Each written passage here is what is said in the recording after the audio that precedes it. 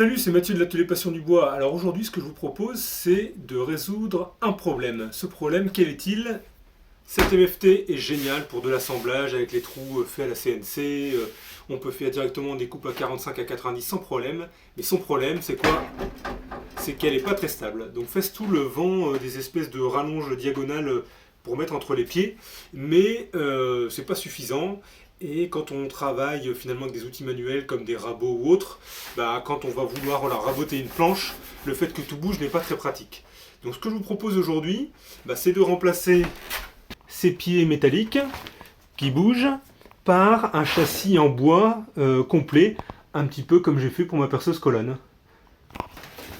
Alors pour cela, j'ai acheté ce qu'on appelle des carrelets. Donc en fait c'est quasiment des poutres en lamellé collé. Donc on voit ici qu'on a trois épaisseurs de planches qui sont après assemblées. Alors je ne sais pas si on va le voir ici. On verra peut-être plus sur un côté. Vous voyez l'assemblage, la bouffetée en dents de scie. Et derrière, quand les épaisseurs se recoupent entre eux au niveau des longueurs, on n'est jamais en face pour la solidité. Donc avec ça, je vais vraiment pouvoir me faire un beau châssis complet. Et puis on va attaquer maintenant par la découpe de toutes ces pièces.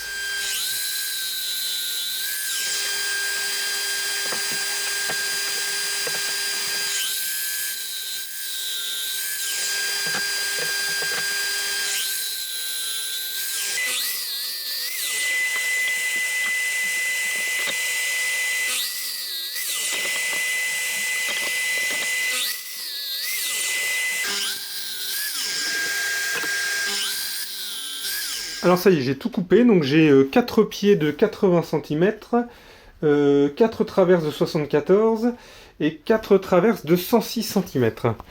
Donc là, hop, j'ai commencé à faire un assemblage, donc pour voir un petit peu ce qu'on va faire. Donc ici on a les pieds, et là j'ai 2 traverses. Donc ces traverses-là, elles vont avoir un tenon sur cette partie ici. Hop, elles vont avoir donc un tenon qui va être là, et qui va venir s'emboîter là-dedans. Ce que je suis en train de regarder ici, c'est quel espacement je vais laisser en haut et en bas. Alors en bas, je pense que je vais laisser 5 cm, pour pas que finalement cette traverse soit à ras du sol. Et en haut, je vais laisser 7. Pourquoi je vais laisser 7? Parce que je me dis que dans le futur, si j'ai un nouvel atelier avec un peu plus de place, la MFT récupérera ses pieds pour sa fonction originale, et je me referai bien un vrai établi de menuisier. Mais du coup, autant se servir de cette fameuse base que j'aurais fait, et donc ça me permettra ici par la suite de recréer des tenons qui me serviront pour assembler au-dessus un super plateau que je pourrais faire prochainement. Voilà, donc je pense qu'on va, on va laisser 7, on va laisser 5, et puis je vous propose maintenant donc de tailler les tenons sur ces pièces-ci. Donc au niveau de la largeur, enfin on va dire la profondeur du tenon, on doit avoir la largeur ici d'une pièce. Je me suis fait un petit montage sous la scie sous table. Ici une petite cale emboutée, comme ça je viens faire mon réglage. Et le but après c'est de pouvoir avancer ce truc là pour faire la marque de départ, et au fur et à mesure je vais me décaler à l'intérieur. Il faut faire très attention que ce guide là ne dépasse pas au niveau de la lame. Comme ça, quand je commence à prendre les dents, en fait je ne suis plus dans ce morceau là, et j'ai pas de danger d'avoir un kickback qui me tourne mon morceau dans ce sens. Donc ça c'est important de pouvoir régler cette butée là. Et je propose de faire un petit test, on va voir ce que ça donne. Alors ce qu'il faut savoir, c'est qu'ici moi les dents sont légèrement diagonales, donc il y aura quelques petits morceaux à rattraper après au rabot.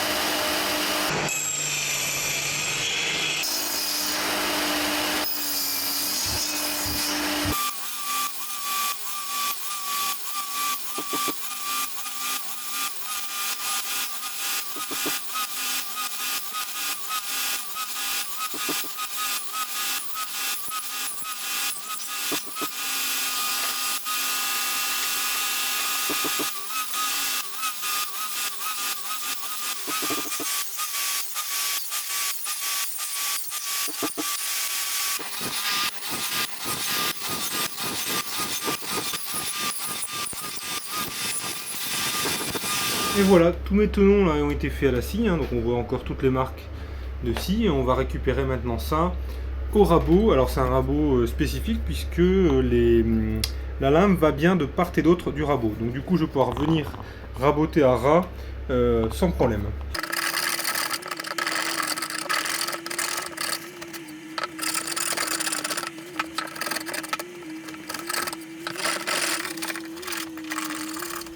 Alors là, je suis en train de préparer mes mortaises. Alors pour le coup, j'ai mis un pied ici, un deuxième pied ici, et là j'ai ma traverse. Donc je l'ai positionnée.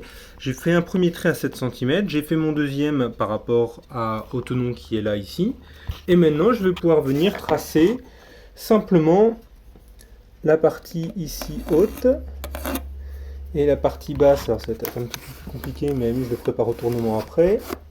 Alors pour être sûr que mon deuxième tracé est nickel, je repars de mon tracé du dessus pour bien me mettre ici et je vais refaire le tracé en dessous, impeccable. Voilà. Comme ça je suis bon et je vais tout de suite marquer les parties qui doivent être enlevées.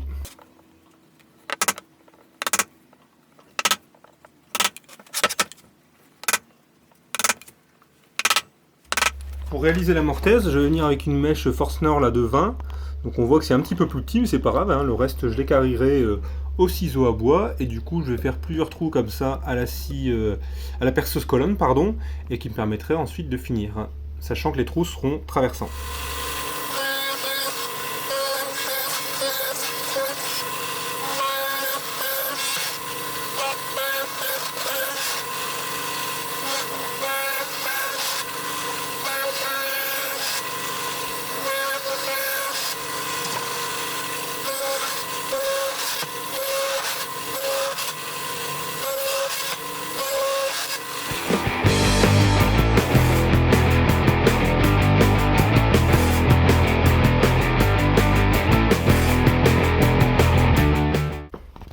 Alors là, je viens de finir d'équarrir là le trou que j'avais percé à la perceuse colonne.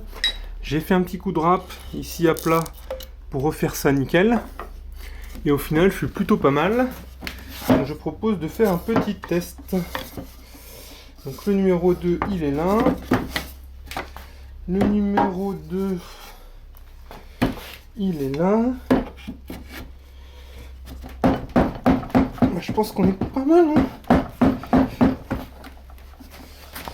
Donc c'est pas enfoncé jusqu'au bout. Bon, j'ai un petit peu de jour ici, donc il va falloir s'entraîner un petit peu mieux sur les autres pour faire quelque chose d'un petit peu plus précis. Mais bon, l'assemblage est quand même plutôt solide et avec la colle, je pense que ça ne devrait pas bouger.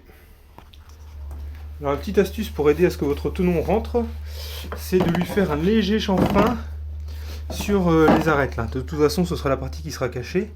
Et ça va, alors léger, hein, et ça va permettre de pouvoir le rentrer plus facilement. Ça devrait aider. Allez, on réessaye.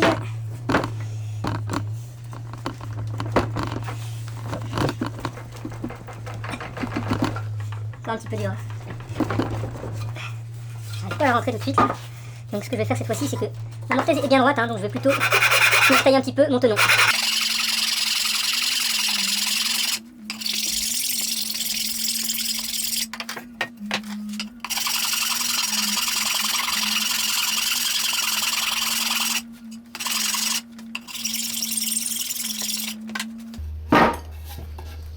Allez, on réessaye. Le tout, c'est de faire vraiment petit à petit pour pas... Ah, ça m'a l'air pas mal.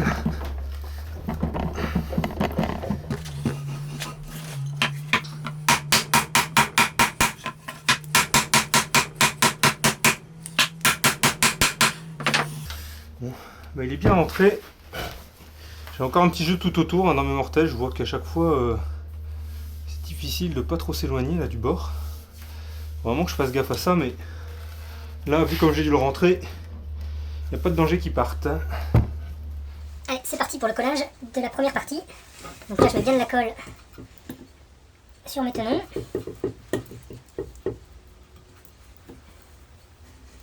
Sur les revers ici. Sur cette partie-là. C'est pas la peine d'en mettre au bout, hein, parce que ça arrivera à l'extrémité. Et ici.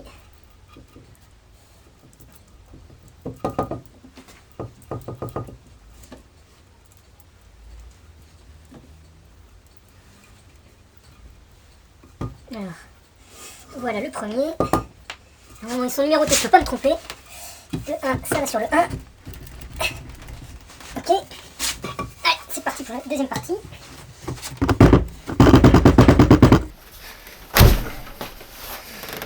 Hop. Alors ici, pour serrer, je me décale volontairement de mes boulons, parce que si jamais ils ont tendance à dépasser un petit peu de la mortaise, au moins ils ne seront pas bloqués par le serre-joint. Je vérifie maintenant les diagonales pour être sûr que je suis bien à angle droit partout. Donc là j'ai 108,7.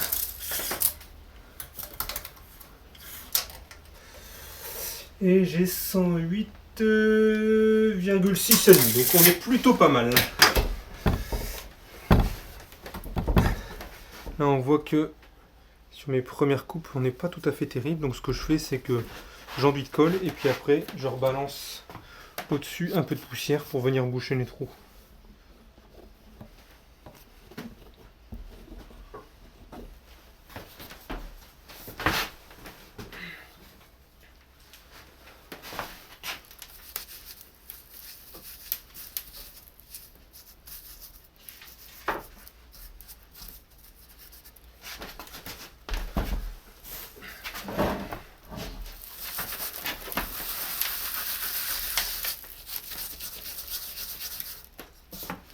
Après ça, un bon ponçage, on sera nickel.